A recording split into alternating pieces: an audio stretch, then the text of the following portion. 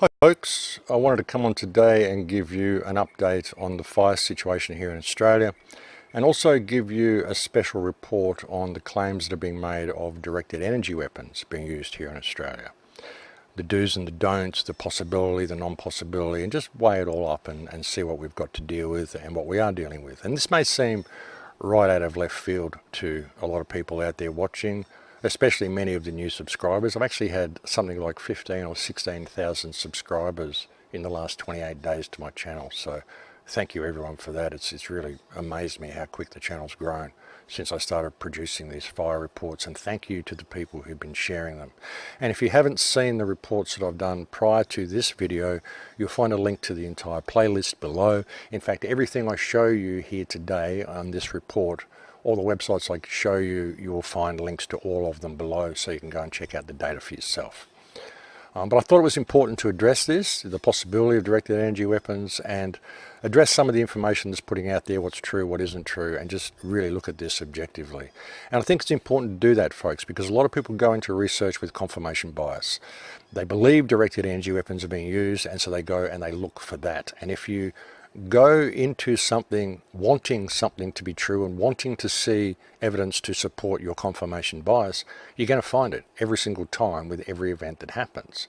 But you need to look at the whole event on a blank slate, put every event on its own standalone event. Sure, you can use certain comparisons to other events, but you can't say, well, because this happened there, it's now happening here. You've got to really be careful with this, folks, because they're very, very tricky. You know, in order to understand how the people who believe they are the rightful controllers of this world think and how they operate, you need to be able to think 6 moves ahead, and you need to be able to be aware for the pitfalls and be aware that every time information is exposed, the powers that be don't cover up the information. What they do is embellish it to the point that it becomes unbelievable. That's how counterintelligence works. If they just hid the information, you'd know it would be true. You'd know this was a node place that you should be going. So you've got to really be careful with this, folks, and be aware of the pitfalls and be very aware that there are agents out there poisoning the well. You know, and there's every opportunity and every chance that directed energies weapons may be being used. You know, of course, the question that's going to be in a lot of people's mind is, do directed energy weapons exist? And we're going to address that. I've got a lot of stuff to show you on this report today, and I'm going to keep it down as short as I can, but I have a lot of stuff to deal with. First of all, I want to deal with the fires. This is the situation here in Australia at the moment. As you can see, there are 152 fires burning. This is the awards. This is how the little things work, the tags. All these blue ones, these are fires that are on advice. Watch and advise on what these fires are going to do. No imminent danger right now. The fires are still quite huge, as you can see, but no imminent danger. You've just got to watch and wait and see where they're going to go. If you look at the potential spread of the fires for today, January 10th, this is what we're looking at today. We've actually had a few cool days in the last few days, bit of a reprieve. Almost had some rain last night, but they just didn't let it come. And this is what we've got at the moment. But even though we've had a few cool days, it is very, very hot today. I've actually got the fan on. I hope it isn't disturbing the audio. But it's a very, very hot day, and we're heading for a very, very hot weekend, and they're expecting the fires to increase quite dramatically. Again, I say they're pushing the rain away, you know, and it's just something that we'll look at in a minute. This is some of the views of the fires. As you can see, quite big fire fronts. And Kangaroo Island has also started raging again. This is what we're seeing on Kangaroo Island. That is, oops, I like the way they do that.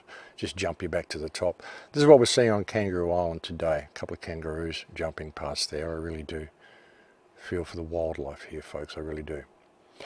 But anyway, that's the situation that we're facing. As I said, they're pushing the rain away. I've said that this is what they're doing with the Doppler radars, and I've been trying to get hold of a lady. Her name is Raphael. I've made contact with a friend of hers, and I've sent a message for her to contact me on Skype. If you're watching this, Raphael, please contact me on Skype. I'd like to have you on to discuss the research you have on Doppler radars, because you're really the one with the goods on this, and the stuff you showed me at Virginia Beach is definitely worth sharing. But if you look at this radar image here, folks, look at this. This is a Doppler radar readout.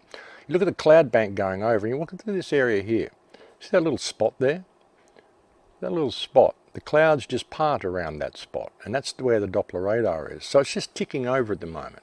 But imagine if they increase the bandwidth and they can spread that out to a large circle. So, you know, they do affect the clouds, folks, and you can see by this image here where the clouds part and there is never any cloud over that section of radar. They do affect the clouds. And I'd also like to put out a message here while I remember as well to Ray from the Chemtrails Canberra group, or Canberra Chemtrails group, whichever one it is, for some of the help that she has given to me. And also to my friend Steve, who has been doing some fantastic research for me and tracing photographs and just vetting things for me. So that's what's going on. I also want to address some of the claims that are being made of the situation here. Some of the maps that are appearing online, folks, these maps are deceptive. This is not all these big lumps of fire. This is not what's happening in Australia. It's not as bad as these maps are showing you. It's bad, but it's not as bad as these maps are showing you. This map is ridiculous. If Australia actually looked like that, you'd find that 90% of the population would already be dead. So you've got to be careful of what you're sharing and what information that you're looking at, and be careful to vet this information. I mean, this is done by the news, and look what they've done. They've made the fireballs. It looks like the whole place is ablaze. We don't have a lot of fires in Queensland. We don't have any fire warnings in Queensland at all. We've got fires going on, but nothing compared to what's going on in New South Wales and Victoria. So be very careful of some of the things you're sharing, folks, okay?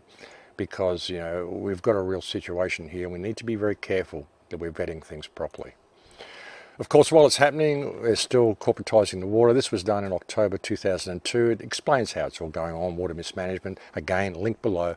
Go and check it out.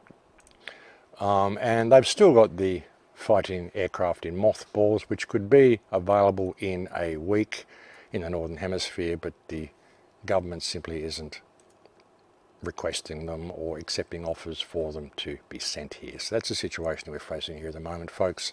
And we'll go back and check that fire map at the end of this presentation and see what this fire count is, if I remember. I hope I remember. If not, link below, you can go and check it out for yourself. So getting on to the topic of directed energy weapons, and again, this may seem completely out of left field for a lot of people, but there's a lot of claims being made, and I think it's important to address them, see what's real and what isn't, and address some of the disinformation that's being out there. And I stress the importance of people vetting information before they share it. There's a couple of pics that have been put out. I'll just show you one here, and we'll come back to it. What did I do with that folder? Sorry, folks, I've closed the folder. Let's get back to normal. Here we are. There's the folder, and there's a couple of pics that are being shared. Here is one here of this beam coming out of the sky, and here is another one with a beam coming out of the sky. If you look at that first one, you'll find there's actually two beams coming out of the sky. There's one there, and there's another much fainter one there. And the claims are being made this is a directed energy weapon. This is proof of directed energy weapons being used in Australia. Now, the first thing we need to establish, and I'm going to come back to that picture in a little while, but the first thing we need to establish is, are directed energy weapons real? The question is rather pertinent to a lot of people. There's a lot of people that don't believe they are. And also there's something else I want to show you which has caused me to want to do this, is this post that was put on Facebook as well by Steve Holmes. Higgins storm chasing had an article up the other day which has been censored and removed by Facebook, showing pictures of the Raytheon Company USA fitting directed energy laser weapons to Learjets at an airport near Geelong. They then tracked these aircraft the next few days and discovered they'd been flying crosshatch directly over the fires in New South Wales. Higgins storm chasing are quite reputable. Okay, so that's the claim being made. So what we do when you see something like that, and like I said, this is Paradise, California. The claims are being made that what we're seeing here in Australia is the same as Paradise. Well, this is Paradise, California. You can look at what's been done here. Places are just completely flattened and nothing left at all. This isn't exactly what we're seeing in Australia, folks. We're seeing plenty of remnants and we're seeing plenty of fire trail going to a lot of these places. So I would suggest this is not the result of a directed energy weapon. This is the result of a very bad fire. These fires are terrible, folks. Look at this. This is terrible stuff going on here. So, but that isn't to say directed energy weapons aren't being used. That's the thing. You've just got to look at things objectively and not go in with confirmation bias.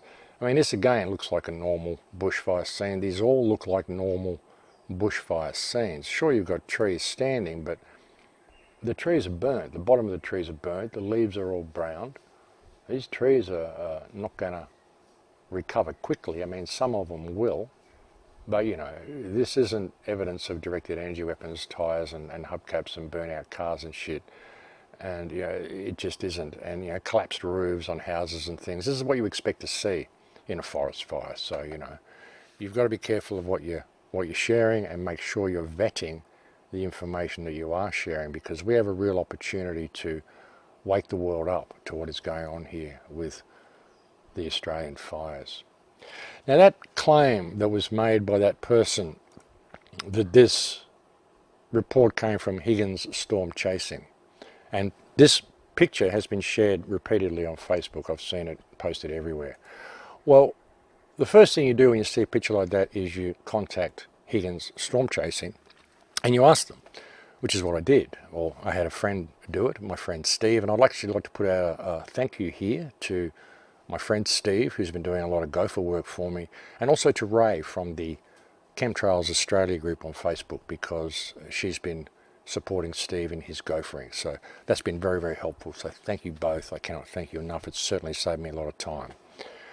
But Higgins Storm Chasing is the claim that this report came from. So I contacted Higgins Storm Chasing, and they said to me, well, they sent a letter back. They actually sent it back to my friend Steve. I might even have it here.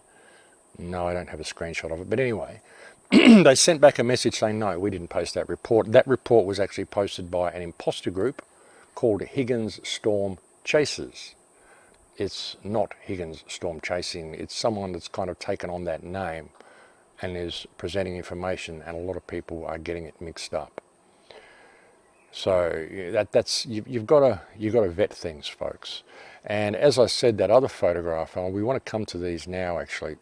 These photographs, I've tried to trace the source of these photographs. A lot of them have been posted on Higgins Storm Chasing, but you go through there and you go through people, and after going through about 6 people, the photograph has been traced back to quite possibly the original poster being this account here, Tressa Green. But this is one of the most secret Facebook pages you would ever see. You can message them, which we've done, and they haven't replied.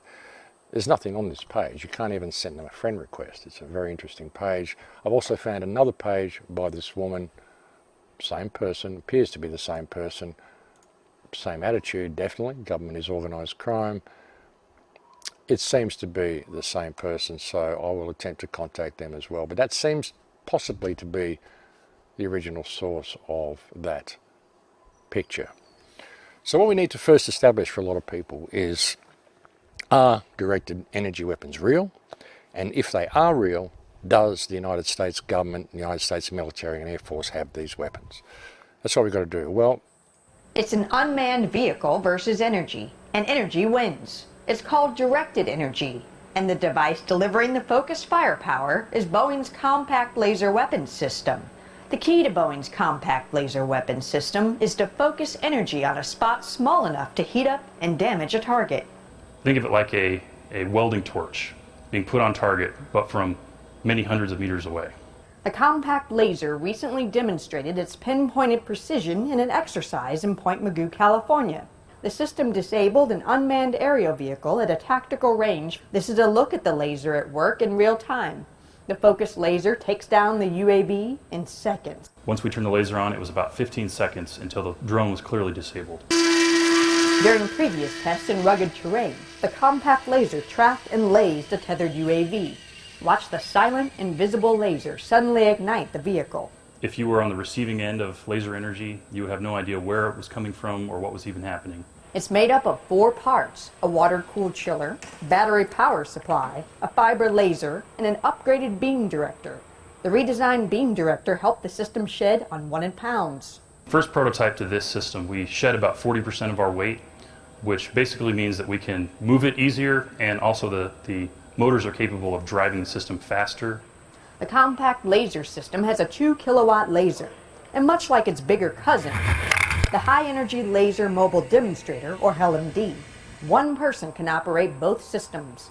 And like the name implies, the compact laser system touts portability. It's 4 boxes with very simple interconnects. While lasers have long been the staple of science fiction, the technology is on the brink of becoming battlefield ready. They're able to engage targets. Boeing has an edge in this since we've been working lasers for tens of years. Did you hear that, folks? Tens of years. And that was Boeing. That wasn't even Raytheon. There's the Directed Energy Market Research Report, Global Forecast till 2025, Market Research Future, Global Directed Energy Weapons Markets, blah, blah, blah, Directed Energy Weapons, blah, blah, blah. It tells you, yes, it's a big market for this stuff. A lot of people are very, very interested in these weapons. Link below. If you look at the question as to whether the Australian government has these weapons, Air Power Australia, high energy laser directed energy weapons. This is a contractor to the Australian government and the Australian Air Force.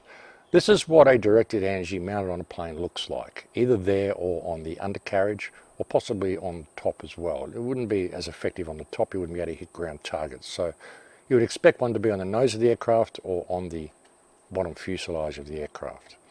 Now you can go through, you can look at all this stuff yourself.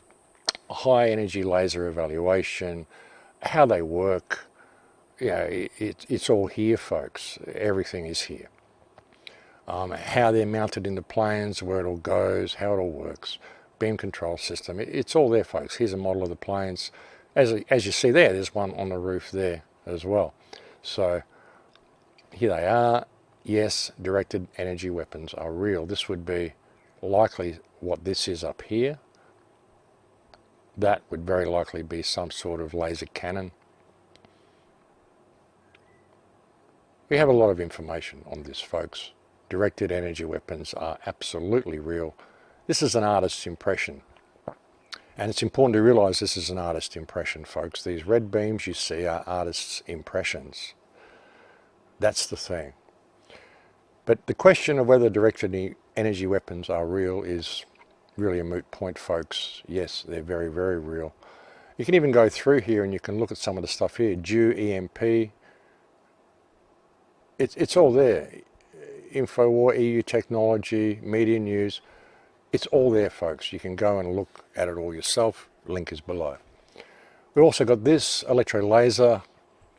There's a lot of evidence that directed energy weapons are real, folks. But coming back to this photograph, is this photograph real? Well, like I said, I've traced it back to that one account, and the thing about directed energy weapons is that they're microwave weapons, and you can't see microwaves. If you could see directed energy weapons that were being used, if you saw a red beam going across the landscape coming from a plane, you're going to run and get out of the way. You're going to have time to move. Red beams coming from the sky are something from Star Wars, folks. Microwaves are invisible. You know, when you cook food in your microwave oven, if you have one, I don't have one, but when you cook food in your microwave, you don't see little laser beams cooking the food. Microwaves are invisible. That's the point of them. They're directed energy. They're not a ray beam that you can see. Even if you get a laser pointer, you point a laser pointer at an object, you can't see the beam in the air. You only see the point that the laser makes. It'll absolutely blind you, take out your retina, but you can't see the beam getting to you. It'll do damage on the target, but you can't see the beam. That's the point, and that's something to be very careful to remember when making claims of directed energy weapons, because, as I said, there's every chance they're using these things, but when you see stuff like this, it goes out to the general public and they see it and they go, oh, they're all tinfoil hatters, these guys. You know, so, gee, I've been watching all these reports on the fire and now he's showing me beams from the sky. So, you know, you've got to be careful of what you're sharing, folks, and make sure you're vetting information. Another thing that has wanted me to do this report are a couple of videos that have been put up by this channel, A Plain Truth for You, I think it's called. I can't see. Yeah, A Plain Truth for You. And actually, look, I like this guy. I've got no problem with this guy at all. He puts out some good stuff. We even have one or two mutual friends in real life. So I've never met him myself, but, you know, I don't have a problem with this guy at all. But the claim here is that this is stuff from this post here by Anthony Haywood, and we're discussing directed energy weapons in Australia. The use of directed energy weapons, he's saying, well, look, this is a laser cut, looks like a directed energy weapon, and all the grass is untouched, and you've got these lines on the pavement and blah, blah, blah. And the first thing I look at, and the first thing I notice when I look at this picture is the surrounds, the background. I see the car, sure, but look at the background. I see this lawn, I see these trees cut like this, these little bushes. I see these houses, the shape of that front door, the shape of the windows, the way the house is built, the way this house is constructed. I see these police officers standing there. I immediately say, this photograph was taken in England. This is not Australia. This is British architecture, British homes. This is British style of bushes, British roofs. And these guys are British police officers. This is a British police car. It's a little Ford. They drive around these little Fords. I can show you one here. There it is, a little triangle. Grille might be different model, different year, whatever. But it's the same type of car. This is a photograph taken in England, folks. This is not Australia. So how valid is the stuff that Anthony Haywood is putting out? And this is the importance of vetting information. And like I said, I don't have a problem with the plain truth. But it's very careful that people vet the information that they're sharing. There's another photograph that he goes to up here. There it is there. And he's saying, well, look, this indicates a laser weapon from the front, melted engine block. You don't see that from a fire. I agree. This looks like a directed energy weapon. But what else do I see? What I see is a US fire truck bearing a US flag, which indicates that this photograph probably comes from the Paradise Fires in California. This is not from Australia. So again, how valid are the photographs being posted by Anthony Haywood? And the question is, you know, if this is about laser weapons being used in Australia, why are pictures being included like this? Because this is not taken in Australia. We don't have fire trucks like this. We have red fire trucks. We don't have US flags hanging off the back of our fire trucks. The US flag should be a pretty good indication to anybody. And the cops, I mean, this is not Australia, folks. It simply isn't.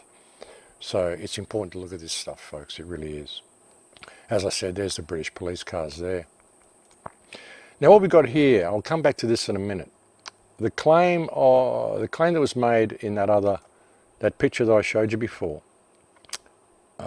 which is here, was that these directed energy weapons were being fitted to Learjets near Geelong. So the question is, would they be fitting directed energy weapons to Learjets? Is there anywhere that they use Learjets? Well, here is a report. And also the report was that they were flying crosshatches a few days later. Here is one of the pics that was sent to me, and yes, this is over the fire zone. I actually did a capture of this. So here's the fire zone. Well, here's the, which one have we got here? This one. Here is the fire zone. And if you look at that picture that I showed you before, which is there, yes, that's directly over the fire zone, and I've overlaid the pictures, and there is the Learjet 35 flying directly over the fire zone. Interesting stuff. Why would they be doing that? Are they observing the fires, or what are they doing? You've got to ask the question. The other shot that was shown me, it was sent to me, was this one.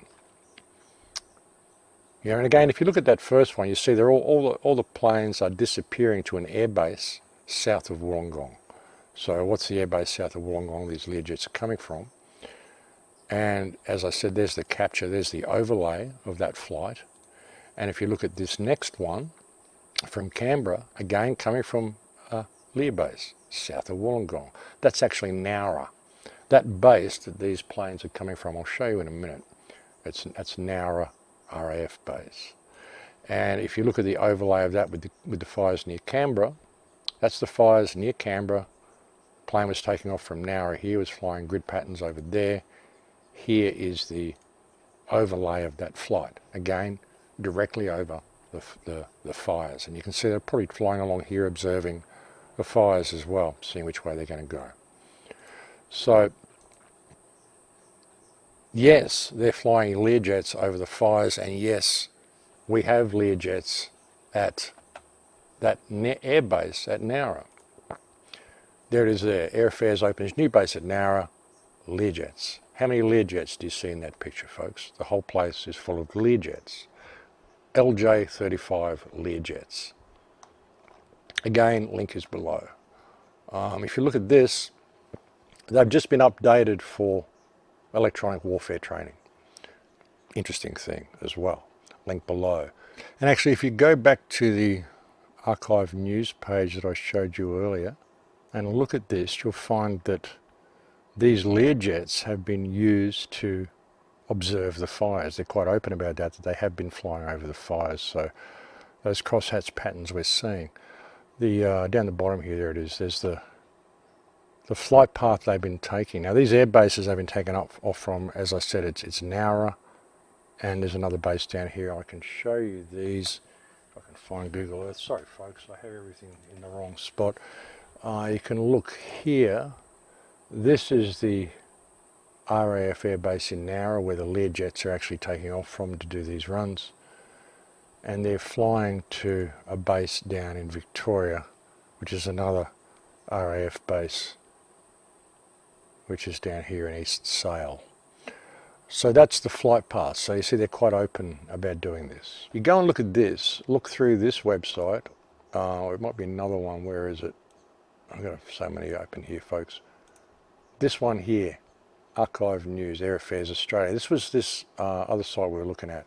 So you look at this monitoring system they've got there for the fires and what's going on. You've got 2, 4, 6, 8, 10, 12, 14, 16, 18, 20, 21 monitors in this room, all streaming data into them. So you've got to ask how these fires are so out of control. Interesting thing, interesting thing. Now, the question of directed energy weapons, would directed energy weapons be being used? And I've got a little bit of a hypothetical I want to run through with this in a minute and just see what you think of this.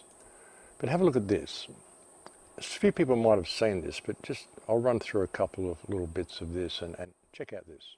Squad leader on Garden Valley Helipack. We're looking at a PSD machine, or a plastic sphere dispenser, where the PSD balls are ping pong balls, and which you can see sitting on the box there.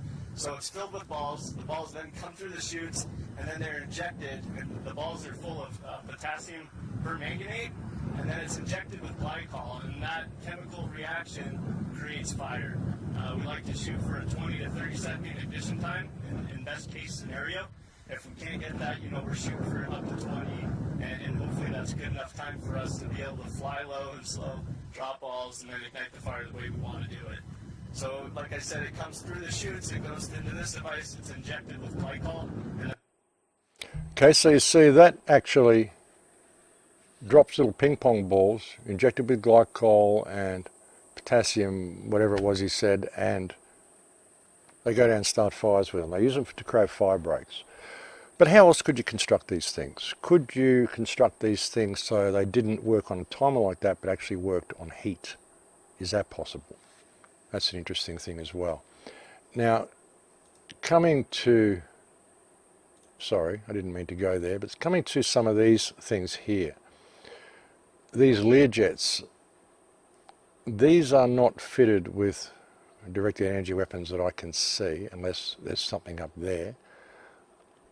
And there's also these little target jets. It's an interesting thing, isn't it? A little unmanned jet drone that you've got. I mean, very often I see trails across the sky, but I don't see any aircraft making the trails. And I wonder about that. Look at this picture here of the bushfires over Australia. That's the smoke, but what's all this other stuff? See these lines? Crisscross lines. These aren't flight paths, and they're so close together. What's making these lines? Is it a possibility that you could equip one of these jet drones with something that would simply spray the geoengineering, the barium, strontium, aluminium that we're finding everywhere? Now, they've also got unmanned helicopters that they can put chutes on, put directed energy weapons on, and send out over wherever they want. So here's a hypothetical, folks.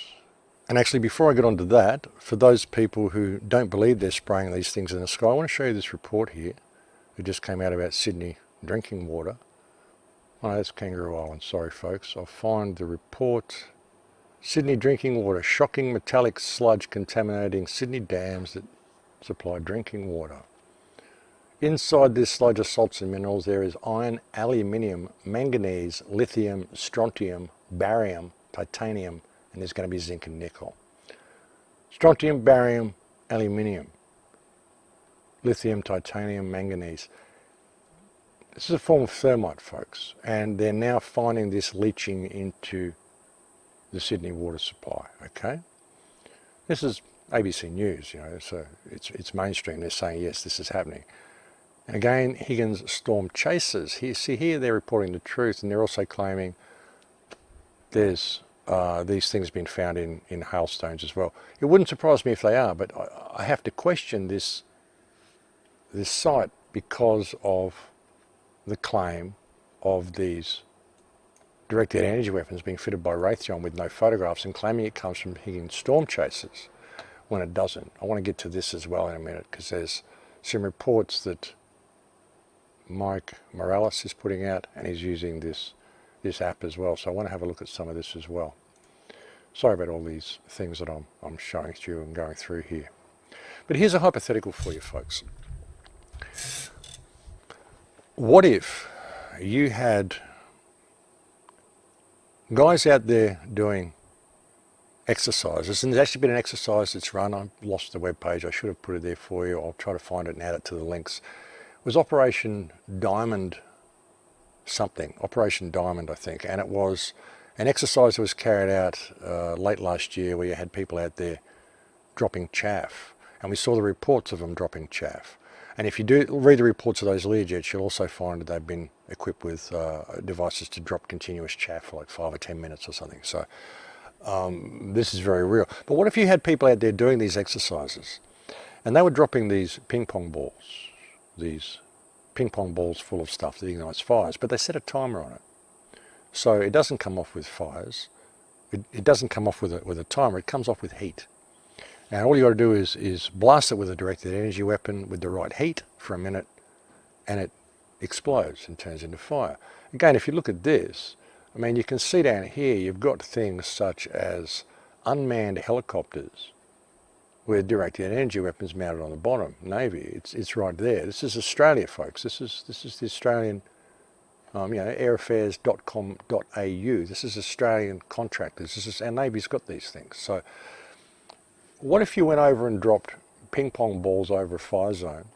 Then you sent a little unmanned helicopter across and it just put a wave. It just had a beam going down and it just did an invisible wave that ignited these ping pong balls. What do you expect to see in something like that? Well, I've got these reports here that have been sent to me which are extremely interesting of temperature spikes. And I mentioned this on the last show and I got it wrong. It wasn't a spike in an hour, it's a spike in a minute. In 1 minute, this temperature jumped up from 33 degrees to around about 49 degrees. Have a look at this. 52 degrees. This is at 4:30 p.m. at Glenroy, Tumbarumba. Glenroy, Tumbarumba, 4:20 p.m., 33 degrees. It jumps up there and 10 minutes later it's down. What if you had a helicopter, a drone flying over there, and there's all bad fires in these areas, by the way, folks. There it is, it's down to 39 again at 4:50, and it's down there at 5:30. So that took an hour to do that spike, but some of them jump up there in a minute. It's very, very interesting. You can see here, again, where the spike is on the map. There it is, it goes up to 50.9 degrees. And here we have a whole bunch of temperature spikes. 49 degrees here, just jumps up from 34, 36, 49. Temperature spikes, folks. What would cause these type of temperature spikes? And they're all happening, coincidentally, of course, in fire zones. Have a look at this one, Cumberumba. There it is, up to around about 49, 50 degrees, just in one spike. Could that be one of those unmanned helicopters flying over igniting these little balls? Just a theory, folks, just a theory, not saying it's true, but it's interesting. Here's another one. This is at Kosciuszko, where we had fires break out. Here we go at 4:30 p.m, 52 degrees, it jumps up. No apparent reason, it just does it. Now again, Tumbarumba, the spike there. So Cabramurra, Kosciuszko, Tumbarumba, all have energy spikes, all had fires break out in those locations. And the question is, how would you use a directed energy weapon, folks? What would be the way you would use one of these things? You know, would you create a visible beam from the sky that people can see? Or would you do something like drop these ping pong balls that we know they've got and set them for heat release and then fly over there dropping an invisible beam on them so that they ignite? If you were directly under the beam, if there were certain structures or houses or cars directly under that beam, you may well see some of the stuff that we're seeing from these vehicles, some of these vehicles that appear to be hit with directed energy weapons. You would see that. Another thing as well, when you take into account the chemtrails and the stuff that's going on, there's a video that I've got here. As I said, the chemtrails are absolutely enormous. They really are. They're huge, folks. I just got to find this site for you. But the chemtrails are all over the place, and the fires are huge. And there's been reports of huge fireballs, and there's been reports of all sorts of incredible stuff. Like the firemen are saying that the fires are hotter than they've ever seen. It's just, you know, ridiculous stuff. But imagine the government here has been, you know, messing with the forestry for about 20 years. We haven't had any proper burns. We've had parks closed off and stuff in the last 20 years, so we've had heaps of leaf litter falling to the ground. And consider this, they've been spraying these chemicals in the sky all that time as well. So all of this leaf litter has been full of this stuff. It's all there. It doesn't go away. The aluminium, barium, strontium, it stays there. As the stuff turns into mulch, it just, you know, goes. It just turns into the ground and the soil. But the aluminium's still there. And on my second or third report that I did, link below in the list, you'll find a video that was there from a guy in New Zealand who showed you how aluminium reacts in a fire. And we're seeing some incredible stuff in these fires. And imagine if you've got a eucalyptus tree, which is pretty flammable anyway. You know, of course, there's moisture in trees. So, you know, trees, a lot of trees, even the leaves, even if it's a bad fire, you're still going to find that there's leaves on the trees. They may be burnt, but there's moisture in there, so they'll be there and they'll wither and die and fall off. But after the fire, you're still going to see leaves on trees, and you're still going to see trees standing, branches scorched. You know, a lot of the trees will come back, but, you know, a lot of them won't. So, you know, you've got to be really objective when you're looking at this stuff, folks, and not want anything to be true. But imagine you've got a eucalyptus tree, and it's been dropping all of this mulch, and it's been doing it for 20 years, and you've got 20 years worth of droppings on the ground beneath it, and all of it is soaked with aluminium and barium and strontium, this sparkler dust, this form of thermite. And so you get situations like this. Have a look at this firestorm here.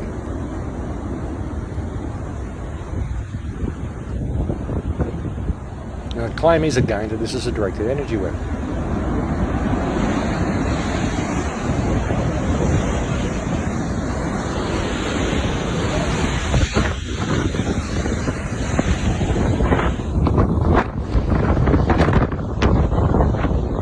See that yellow and white flame, folks.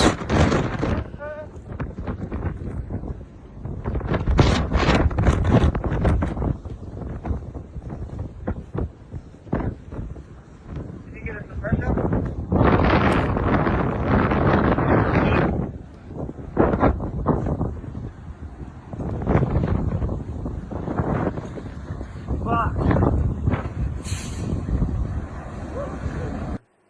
Now you see the white flame that came off that, the yellow flame, the way and the wind that came off that. It was like an explosion. What would cause that? Directed energy weapon, or 20 years worth of mulch soaked in barium, strontium and aluminium lying on the ground around a big bunch of eucalyptus trees? Think about it, folks. You know, directed energy weapons, geoengineering, yes, they do use this stuff. But the question is, how do they use it? Do we see red beams from the sky? You know, no, we don't. That's not how you use this stuff. That's not at all how they would deploy it. It'd be way too obvious. But what you're looking at there, that yellow flame, if you look at barium, strontium and aluminium, it burns yellow. Strontium, I think, or barium burns white. So those white and yellow flames, the aluminium is very yellow. So, you know, different colours in these types of fires. That, to me, looks like 20 years build-up of barium, strontium, and aluminium leaf mulch. And exactly what you get from that situation, folks. So, you know, we've got to really look at things and be careful about what we're presenting and be careful of the claims we're making. Now, there's also some claims that have been made by Mike Morales, and he's talking about grid patterns. On this particular day, I think this is the day, December 24. No, it might be a little bit forward. We'd have to go forward a day. How do I do that? I can't see. There it is. There.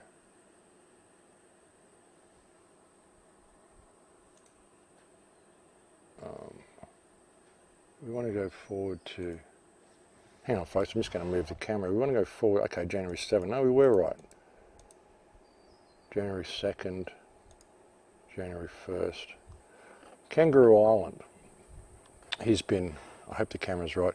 Kangaroo Island, he's been focusing on. He's talking about the grid patterns that you're seeing here.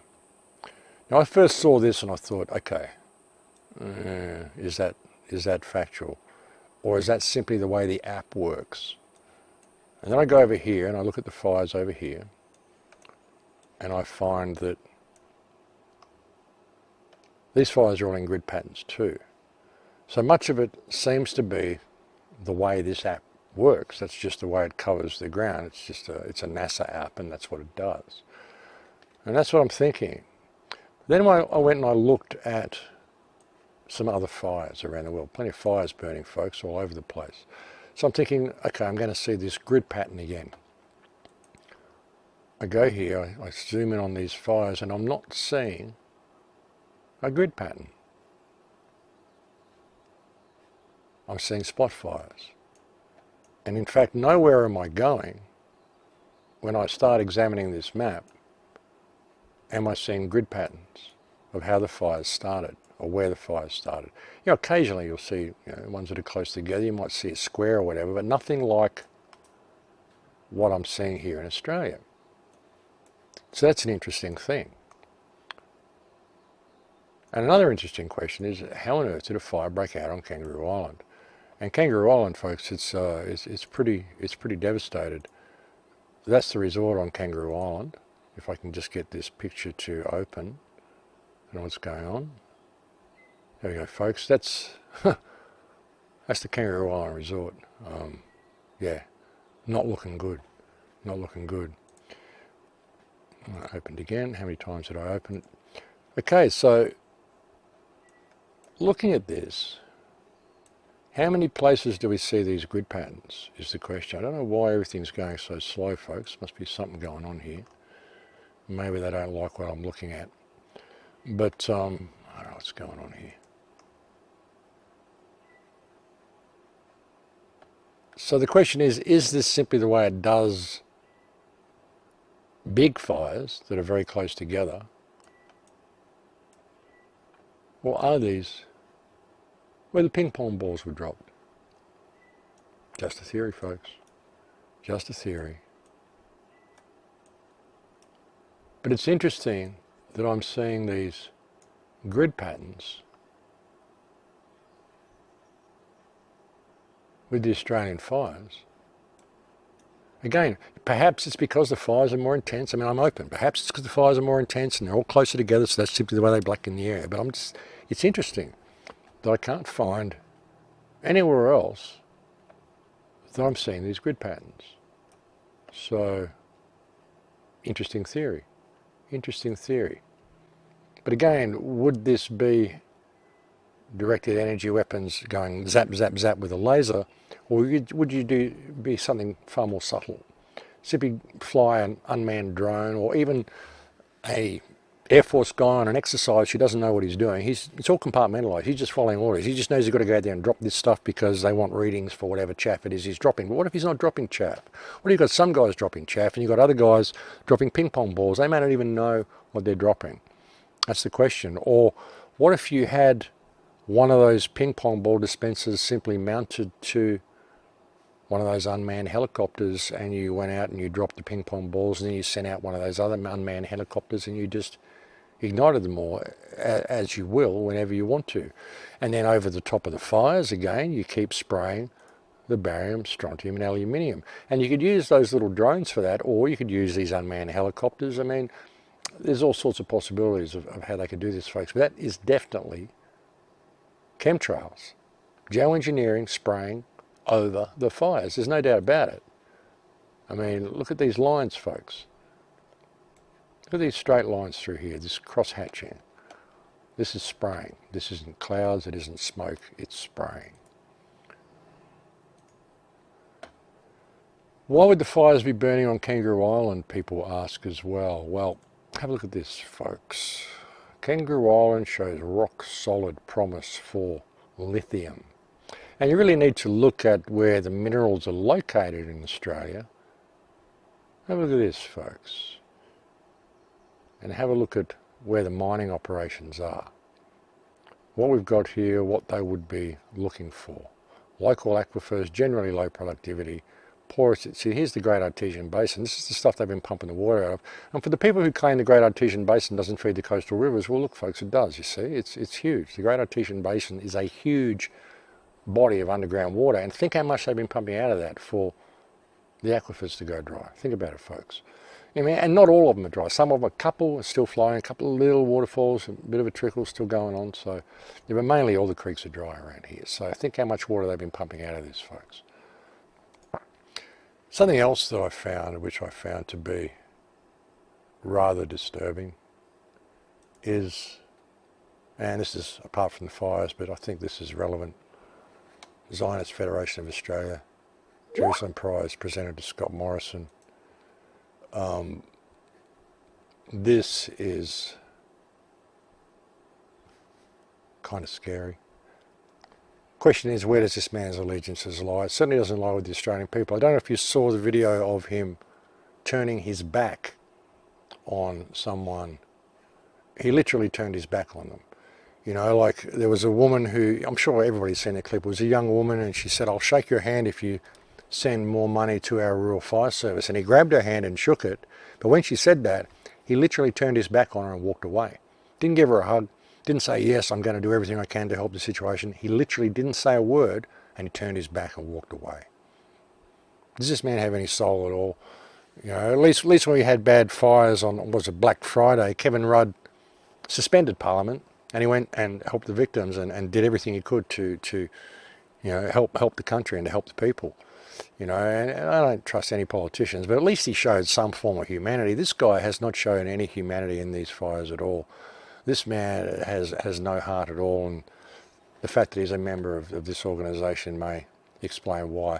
And something else that's been quite disturbing that's come since these fires started are reports like this. Had a bit of a shock today. 8 cops raided my home with a search warrant, took my iPhone, iPad, hard drives, number of documents, just fishing. So this is what's going on here, folks. We're in a pretty precarious situation. But I wanted to look at all that, and I wanted to just discuss the concept of directed energy weapons and how they may be being used, and the importance of people vetting information before they're sharing it. You know, reports of beams coming from the sky, this is from Star Wars, folks. Go and watch the Avengers movies or Star Wars if you want to see beams coming from the sky. Microwaves are invisible. You don't see beams coming from the sky. That's not how they deploy them. You know, for those people, and this is a good point, a lot of people who are claiming this absolutely believe Judy Wood's theory on what happened to the Twin Towers on 9/11. There's a lot of people out there who believe the Twin Towers were brought down by directed energy weapons because they simply turned to dust before our eyes. And Judy Wood put out quite a comprehensive book on the topic. Caused a lot of argument, caused a lot of debate, but there's a lot of people out there who absolutely believe that. So if you're one of those people who do believe that, if the Twin Towers was taken down by directed energy weapons, ask yourself, did you see any red laser beams coming from the sky? Did you see any blue laser beams coming from the sky? Did you see any laser beams at all? You know, red, blue, visible laser beams are things from Hollywood, folks. They put this stuff out there so people see it and they go, "Oh, it must be real." and they don't vet the information. Now, I'm not saying that the Navy or military or the people flying these planes or anything like this started these fires deliberately. I'm not even saying that they did drop these ping pong balls and use directed energy weapons to ignite them. I'm simply exploring the theory of it. Because when you look at all the stuff that is on these websites and you look at the grid pattern, it's an interesting thing. But when you look at some of the stuff that's on these websites, such as the, where is it? This one, Air Power Australia, I urge you to go through that website, have a look at some of the pages and have a look at some of the stuff that they've got on that website.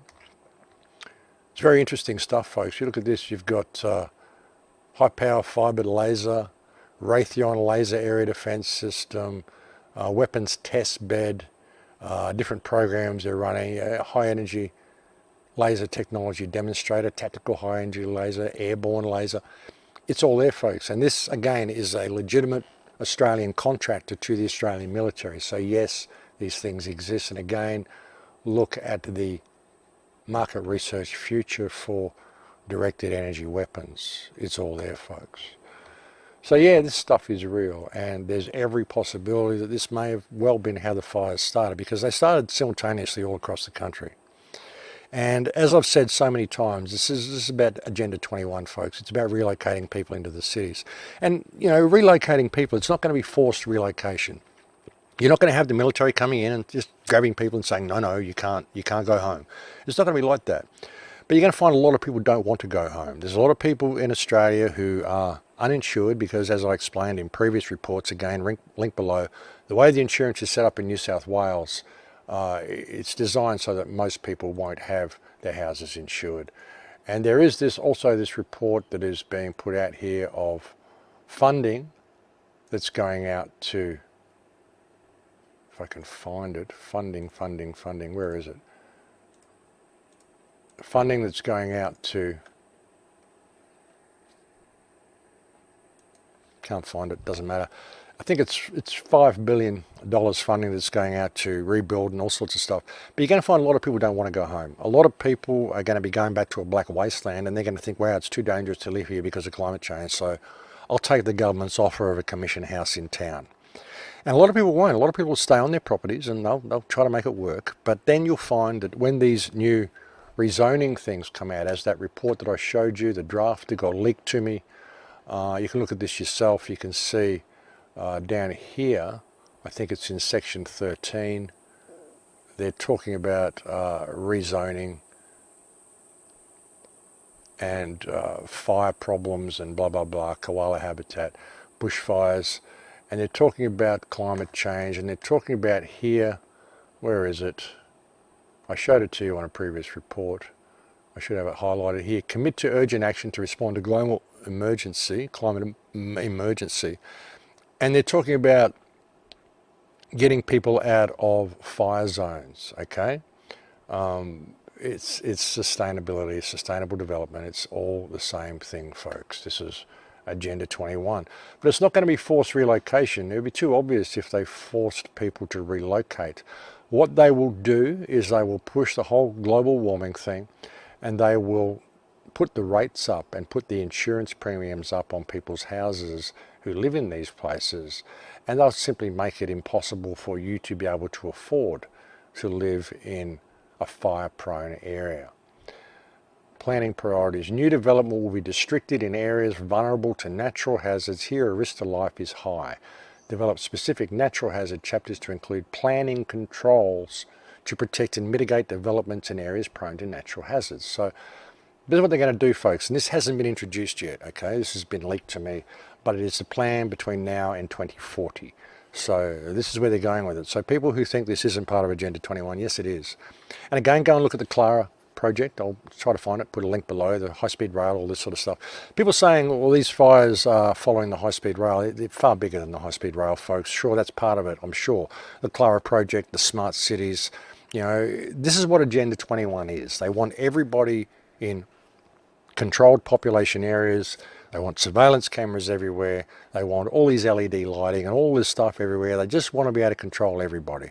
They want to introduce a cashless society, have everybody in these smart cities all connected by rails. And you don't go out to the country because we're going to let it return to nature. But are they really going to let it return to nature, or are they simply going to mine the whole place while you're not looking? Leave a few trees there so it looks like it's returned to nature. Like if you go up Springbrook Mountain here on the Gold Coast to the National Park, it looks great. Forest, beautiful rainforest. But you walk a quarter of a mile through that national park and you find huge clearings with D9s in there where they've been pulling logs out for years. So, you know, this is what they do, folks. They set it up as a pristine national park area, and then they block off areas and say you can't go there, it's to protect the forest. And you find that what they're doing in the forest is pulling it down and mining, I would suggest, in many places. And I think that is what the plan for this is. I mean, the amount of lithium that has been discovered in Australia and the need for lithium right now for lithium batteries, you know, lithium's almost the new gold, and there is literally trillions of dollars to be made from the lithium market in Australia. So you really got to look at the deeper picture here, folks, of what's really going on here. And I have absolutely no doubt in saying that these fires have been deliberately set up over the last 20 years. This event has been planned for a long time. This is why little Johnny Howard disarmed us with the Port Arthur debacle, which is a complete debacle, folks. And if you really look into the Port Arthur massacre, you'll find there's no evidence to actually convict Martin Bryant of the crime. That's why he never went to trial. That's why they changed his lawyer. He had a lawyer there telling him to plead guilty and blah, blah, blah. And he wouldn't plead guilty. He said, no, I didn't do it. And there's reports that he wasn't even anywhere near the Broad Arrow Cafe when the shooting started. You know, and again, you know, the shooting was the most incredible shooting you've ever seen in 6 different locations over 30 minutes. You know, the hit to kill ratio was just off the charts. And there's no way this was done by, you know, a mentally impaired guy with no gun experience. So look into the Port Arthur massacre, folks. Also, the guns that were used on the Port Arthur massacre were confiscated by Victorian police the year before. So, you know, there's a lot going on there that people aren't looking at. But they disarmed us, and then they started spraying the skies and things, and they've been building up to this for a long time. This has been all set in motion over 20 years. And it's about Agenda 21. This fire season is deliberate. The way they're pushing the rain away is deliberate. I'm absolutely convinced of it. I mean, well, the thing is, that's what all the evidence says. And if you look at the capabilities of these people, you look at the attitude of these people, and this is what I would suggest is going on. You know, the possibility of directed energy weapons, very high possibility, but I think it's very important that people who are making these claims vet the photographs, vet the information that they're sharing, and actually go and look into directed energy weapons and how they work, you know, or what their capabilities are, how they use them, where they're deployed. You know, it's all there. They don't have any problem telling you about it. So, you know, one thing people have to understand, though, it's not laser beams coming from the sky that you can see. That would completely defeat the purpose of having them. You have too many people. You try using these things in the fires near Sydney, you're going to have most of Sydney looking up there, and they're going to see these things. You know, would have been done before the smoke was in the air, so, you know, they would have seen all these beams. You'd have hundreds and thousands of people reporting beams coming from the sky.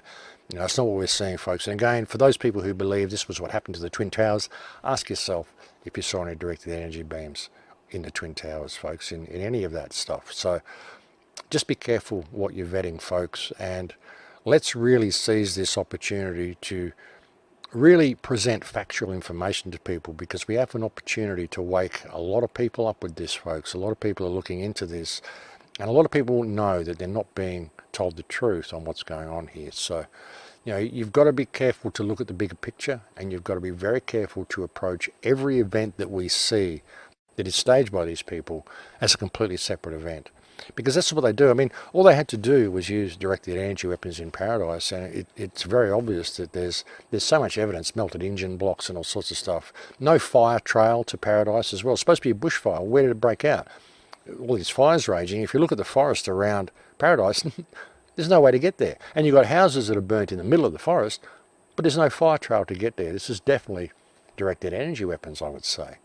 But people see that and they go, oh, now it's directed energy weapons, and they attribute it to every fire, which is, of course, why they made Paradise so obvious, so everyone would take the bait and then spit out all the disinformation and embellishments that they're going to put out with the next event they stage.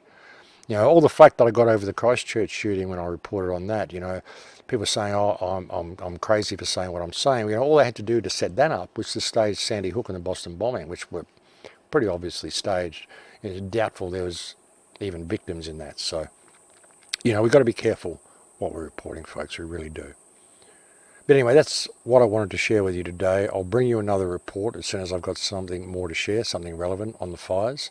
I'll try to get back to the radio shows soon, but I'm really not very well at the moment, folks, and I don't know what's going on, but I'm just not feeling up to par. Got some stomach stuff going on, so I have to attend to that, have to attend to myself. Unfortunately, I spend a lot of time attending to other people, and I tend to neglect myself. I've been trying to get an assistant to come and move in somewhere around or live somewhere nearby to just come and help me and make sure I eat properly for a long time, but it just hasn't happened. So, you know, I kind of get involved in work and I kind of forget to take care of myself sometimes, which is a little bit irresponsible, I guess. But yeah, I'm doing what I can, and I'll bring you another report as soon as I'm able. Thank you to all the people who send me so many kind emails and so many messages. And listen, I've got something like, I mean, I've got 2 Facebook accounts and 1 support page, or 2 support pages, and I've got something like a combined, I think, 120, 130 messages on my Facebook pages, and I've got something like 300 emails to get through. I really appreciate all the stuff people send me. I can't answer a lot of the big emails. If you could just maybe just don't email me unless it's really important, if you've got information for me or you really need me for something, just for the next couple of days, and let me try to get through this backlog of emails I have to go through. And I have to go through them all because a lot of people send me a lot of information. So, I mean, thank you to the people who do, but just let it rest for a couple of days while I get through this incredible backlog that I've got here. So thanks for listening, folks. That's pretty well all I had to share today. As I said, I think it's important for people to vet this information. I'll bring you another report as soon as I can. Thank you for listening. In Lakesh.